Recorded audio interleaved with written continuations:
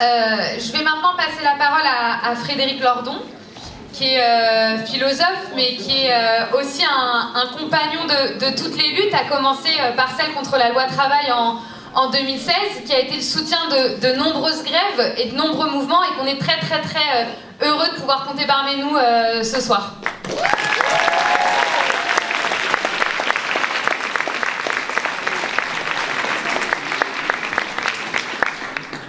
Je voudrais d'abord vous dire que je suis très fier d'intervenir auprès des personnes qui ont pris la parole ce soir. Premier temps, je pense que vous devez être assez nombreux à connaître ces citations, mais je les rappelle quand même. Il a d'abord dit: est-ce qu'il faut faire reculer l'âge légal qui est aujourd'hui à 62 ans? Je ne crois pas. Tant qu'on n'a pas réglé le problème du chômage dans notre pays, franchement, ça serait hypocrite.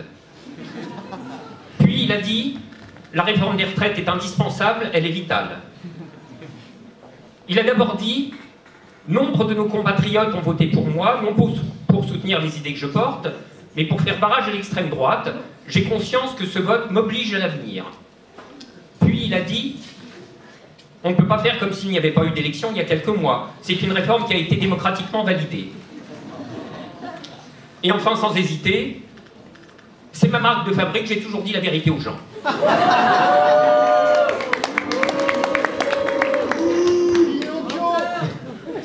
Bon, vous avez compris qu'il ne s'agit pas tant de constituer une archive, il s'agit plutôt de dresser un portrait. Car il est important de savoir à qui on a affaire. Nous avons affaire à un individu pour qui les mots n'ont aucune signification et aucune valeur, sinon une valeur de plaisir quand il les fait sortir de sa bouche. Nous avons affaire à un individu qui a détruit le sens des mots, donc la condition de possibilité de toute discussion, et avec lequel, par conséquent, l'idée même de faire entendre quoi que ce soit, l'idée même du débat est une pure et simple absurdité. Nous avons affaire à un forcené. Le forcené est retranché dans les institutions de la 5e, depuis lesquelles il peut faire ce qu'il veut, et n'hésitera pas à aller au bout de sa folie. Inutile d'imaginer que des manifestations République-Nation pourraient lui tirer le moindre battement de cils. Serions-nous 5 millions dans les rues, il continuerait droit devant lui, le regard halluciné. Nous avons affaire à un forcené, et un forcené, ça se déloge. Au minimum, ça se débranche.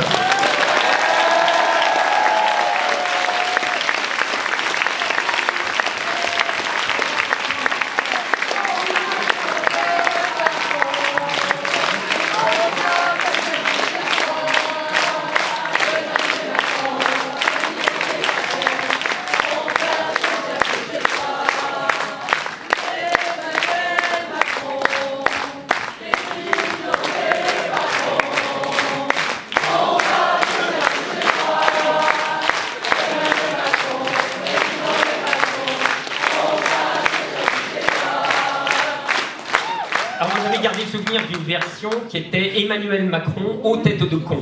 Mais ça marche aussi. Deuxième temps, Bruno Le Maire dit: ce n'est pas la CGT qui décide en France.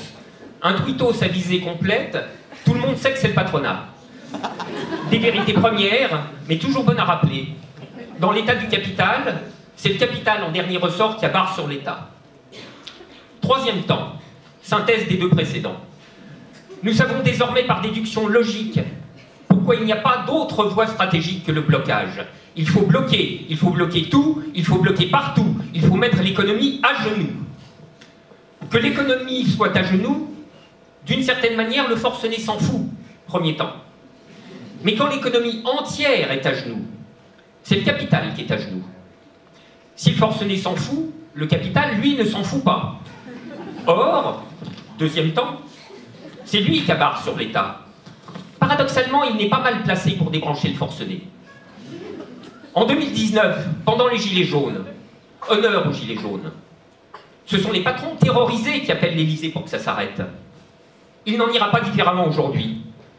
En dépit de ses déclarations de soutien obligées, le MEDEF n'était pas spécialement demandeur de cette réforme, dont les justifications successives, chaotiques et toutes également foireuses, traduisent qu'elle n'a pas d'autre intérêt que de permettre au forcené d'affirmer son autorité, et ceci quel qu'en soit le coût.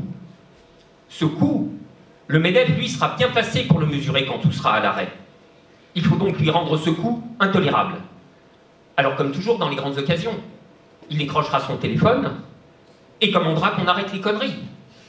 Plus encore, de peur que l'incendie ne se propage hors de contrôle et qu'avec les retraites, on se mette à discuter de toutes les autres choses.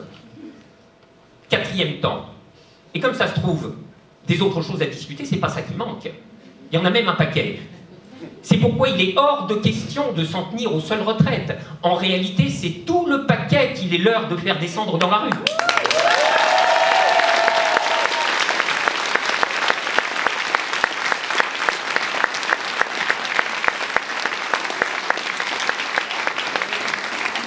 Ce pays est recru d'inégalités, d'injustices, de souffrances, de toutes les violences qu'il a subies depuis 30 ans, mais singulièrement depuis 2017, de tous les saccages qui lui ont été infligés, saccage du travail, saccage des services publics, saccage des libertés politiques.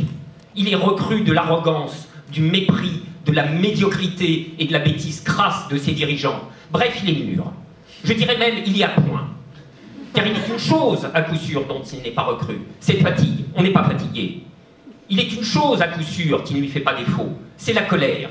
Et puis la combativité. La combativité pour aller où? Réglons-nous sur Bruno Le Maire, la boussole qui indique le sud. Donc prenons la direction opposée. Ce n'est pas la CGT qui décide, dit Bruno à propos des électriciens Robin des Bois. Certes, ce n'est pas la CGT, mais ce sont les travailleurs.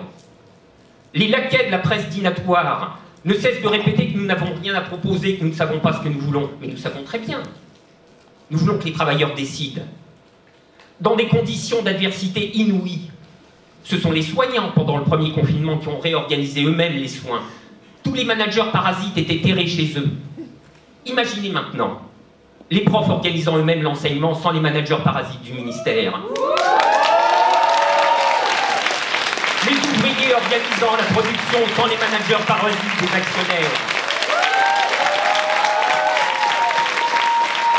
Les cheminots organisant les transports sans les managers parasites de la SNCF.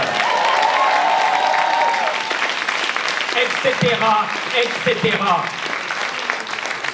Nous voulons que les travailleurs décident pour cette simple et bonne raison que eux font le travail et qu'ils savent faire le travail et que tous ceux qui ne savent pas le faire mais viennent quand même leur imposer comment le faire sont des managers, c'est-à-dire des parasites, des emmerdeurs. Alors, je le dis parce que quand il s'en est pris aux non-vaccinés, Macron a sans doute livré la vérité de son projet de société. Il y avait les riches, ça on le savait, et emmerder les autres. Là, c'est devenu clair. Il ne faut pas s'y tromper. Du moment où notre ligne sera perçue comme telle, du moment où l'affrontement commencera avec les moyens que l'affrontement requerra, toute la presse bourgeoise se déchaînera à nouveau. Pour l'heure, elle tolère à peu près que nous marchions à 2 millions dans les rues, pourvu que ce soit bien gentiment et qu'il n'en soit tenu aucun compte. Mais il n'est pas de lutte sociale qui ne soit une lutte contre la bourgeoisie, et à peu de choses près. La presse n'est pas autre chose que l'organe parfois inconscient de la bourgeoisie. Par conséquent, une lutte sociale prend nécessairement le caractère secondaire d'une lutte contre la presse bourgeoise. Dès qu'une lutte de cette sorte produit le moindre inconfort pour la bourgeoisie, la presse bourgeoise se jette de toutes ses forces dans le conflit. Nous savons d'avance ce qu'elle dira, elle est d'une stéréotypie navrante. Nous y sommes tout à fait prêts, et cette fois-ci c'est nous qui n'en tiendrons pas compte. Car ça fait trop longtemps que ça dure. Les ardoises de l'injustice et de la violence sociale arrivent à échéance. C'est l'heure des comptes. Maintenant il va falloir payer, et il va falloir payer pour tout. Les retraites ne sont qu'une occasion de présenter l'addition, et l'addition est longue comme le bras. Dans une indiscrétion à la presse, un sbire de la République en marche balance. Si Macron renonce à sa réforme, il est fichu. Il a tellement répété que c'était un marqueur de son quinquennat, autant se retirer au Touquet. Enfin, une parole de vérité.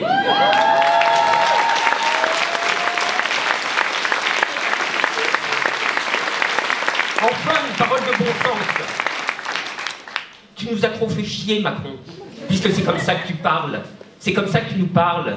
C'est comme ça que Darmanin nous parle. Alors on va te parler comme ça. Tu nous as trop fait chier.